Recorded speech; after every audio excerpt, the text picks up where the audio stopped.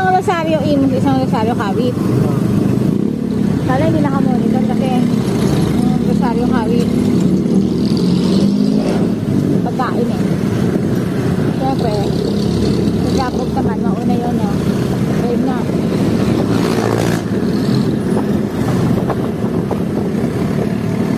Sino ba gumawa ng buko? Yung sa Kawit.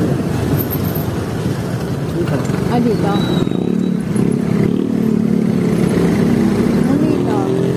Hindi na siguro nakamonitor talaga. Oh, saan tayo punta? Saan tumahan?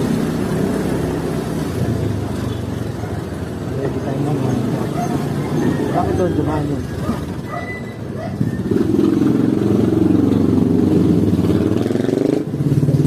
Siguro hindi mo nakamonitor. Si tatay yun.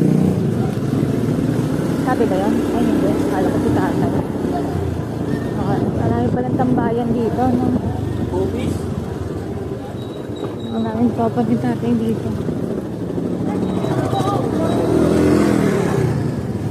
Ano yan? Ang ganda rin ang pwesto ng naupahan nila, Step, no? Ano yung binili niya ba? O